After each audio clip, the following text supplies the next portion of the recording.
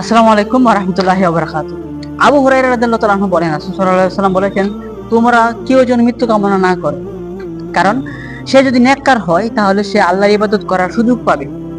আর যদি সে বদকার হয়, পাপী হয়, গুনাহগার হয়, তাহলে সে আল্লাহর সন্তুষ্টি হাসিলের জন্য সুযোগ পাবে।